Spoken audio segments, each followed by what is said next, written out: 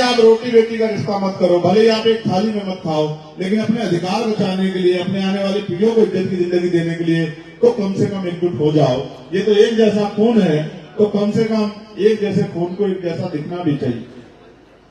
आप याद करो, जब इस देश में छुआछूत चरम पे थी, पानी पीने का अधिकार नहीं था, मटकी छूने का अधिकार नहीं था, स्कूल में जाने का अधिकार नहीं था, तो राष्ट्रपिता ज्योतिबा फूले जो आज के पिछड़े वर्ग से आते हैं, वही तो थे जिन्होंने अपना घर बार छोड़ के, अपने पिता से भी विद्रोह करके, अपने समाज से विद्रोह करके, कमजोर हक वंचित समाज की बेटियों को बेटों को पढ़ाने के लिए 18 स्कूल खोले, अपनी जान की बाजी लगाई।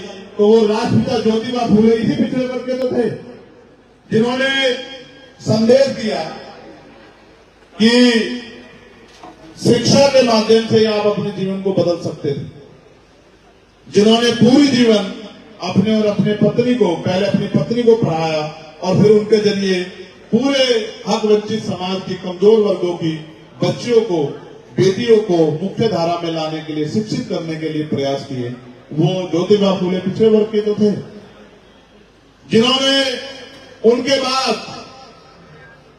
जो माना है, जिन्होंने आरक्षण का जन्म किया 1902 में, छत्रपति साहू जी महाराज, आज के वो इसी कुर्मी वंश के तो हैं।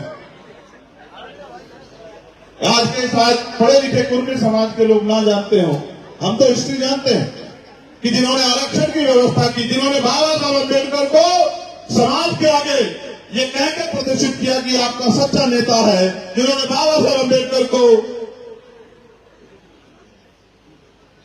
अपनी लाइब्रेरी बनाने के लिए, अपनी जो है पुस्तकालय बनाने के लिए, अपना जो है प्रिंटिंग प्रेस चलाने के लिए 5,000 रुपए उस समय सहयोग के रूप में दिए। वो साहू जी महाराज पिछड़े वर्ग के तो थे। आप अगर हिस्ट्री पढ़ के देखोगे, चाहे सर छोटू राम रहे हो, वो भी पिछड़े वर्ग से आते हैं आज के, जिन्होंने बाबा साहब अम्बेडकर के साथ मिलकर साइमन कमीशन का स्वागत करके आपकी भारत की स्थिति में बहुजन समाज की स्थिति को बताने का काम किया, सरकार के सामने रखने का काम किया। गोलमेज कॉन्फ्रेंस में जो है, जो अधिकार हमें मिले कम्युनल अवार्ड के रूप में, बाबा साहब अम्बेडकर जिसका प्रतिनिधित्व कर रहे थे, उस बात को यहाँ जब साइमन कमीशन आया, उसका स्वागत करने वाले सर छोटू राम बाबा साहब अम्बेडकर के साथ, प्रजापति साहब, तमाम संग्राम बीए प्रजापति बाबा साहब के सहयोगी रहे, जिन्होंने बाबा साहब अम्बेडकर को जाति पाति तोड़क मंडल की उस सभा में मुख्य अतिथि के रूप में बुलाया, जिसमें बाबा साहब जा नहीं पाए, और जा नहीं पाने कारण अपने पूरे भाषण को उन्होंने किताब की श्रृंखला के रूप में जाति विहीन समाज की स्थापना के लिए एनिलेशन ऑफ कास्ट के रूप में किताब का संग्रह किया।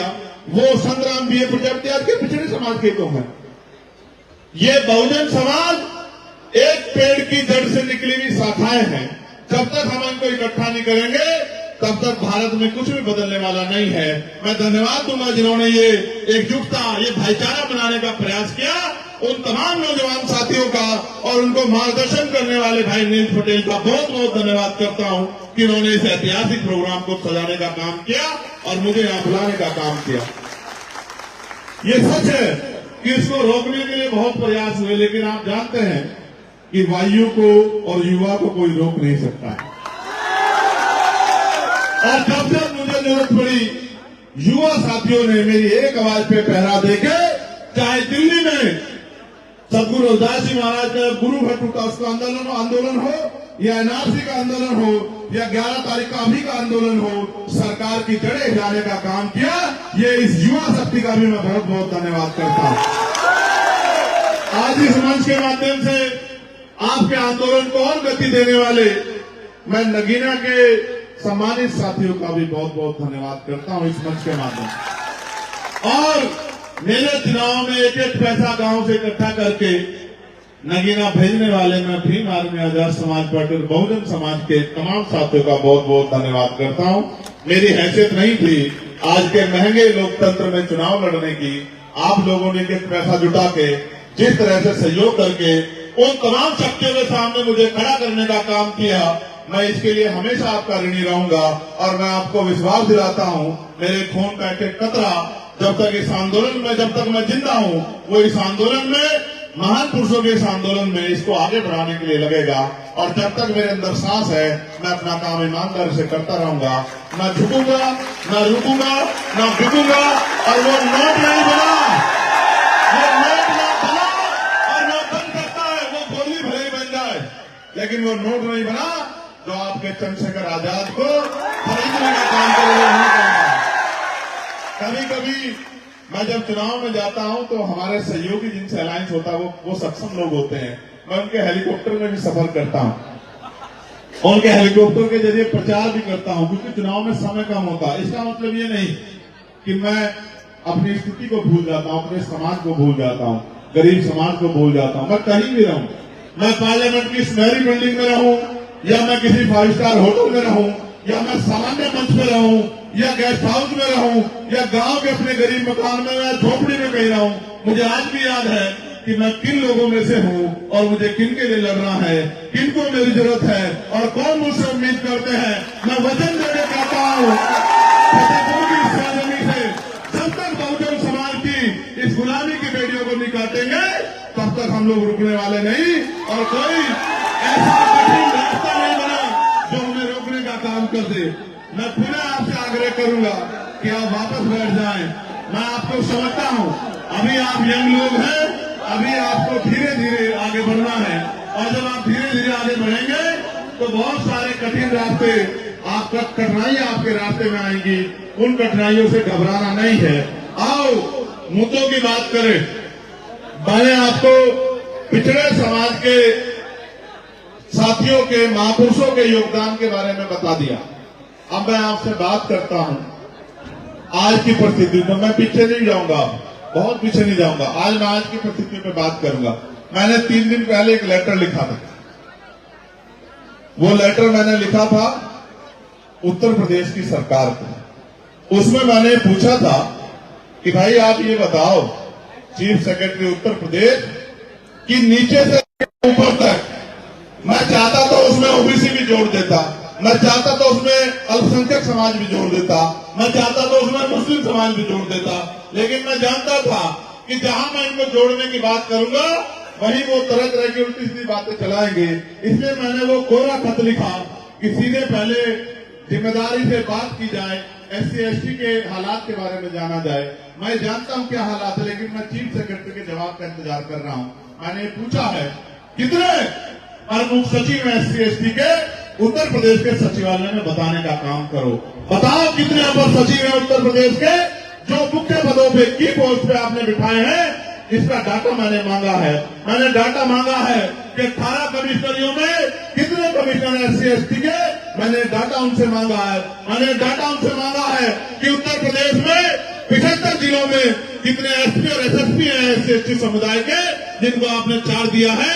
ये डाटा मैंने उनसे मांगा है। मैंने डाटा उनसे मांगा है कि 75 जिलों में कितने DM, कितने ADM, कितने SDM, कितने कानूनगो, कितने तहसीलदार आपने SC/ST के इन वर्गों के लोगों को जो है कर्मचारियों को बनाने का काम किया है। मैं सरकार से जानना चाहता हूँ तो सरकार वादे करती है कटने तो बढ़ेंगे। हमें कटने बढ़ने की जरूरत नहीं है, हमें तो पढ़ने की जरूरत है, अपने महापुरुषों को पढ़ने की जरूरत है और पढ़ के आगे बढ़ने की जरूरत है।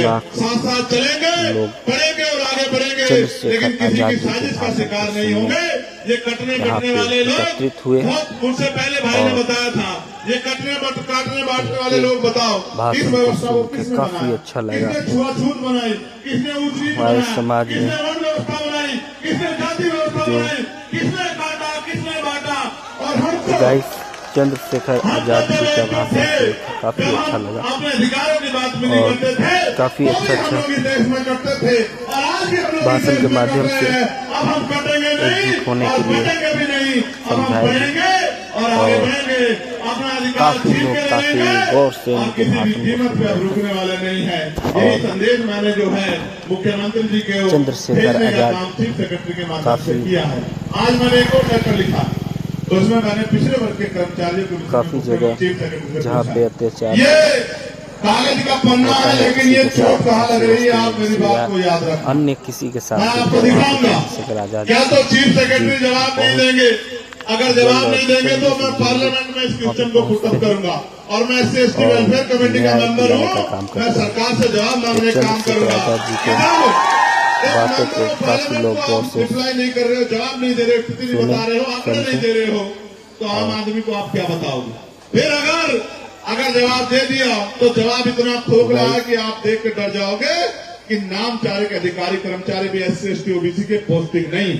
और अगर कोई है तो उसे ये कहा गया है कि अगर SC/ST OBC समुदाय के लिए काम करोगे तो अगले दिन चार्ज पे नहीं रहोगे, चार्ज पे वो रहेगा जो हमारे हिसाब से काम करेगा। ये कौन सा लोकतांत्रिक प्रदेश है जहाँ कौन सा संविधान सरकारें चल रही हैं? बुलडोजर लोगों के घरों में चल रहा है, अब तो पुलिस कस्टडी में लोगों की मौत होने लगी है और कोई जवाब सरकार के पास नहीं है। मुझे बड़ी दुख है, पीड़ा है पांडे जी के साथ जो अभी हुआ लखनऊ में, मुझे बहुत दर्द। जितने भी लोग हैं पीड़ा को उनके परिवार की पीड़ा को कभी एक होकर मुझे बहुत चंद्रशेखर आजाद जी को साथ दें। धन्यवाद।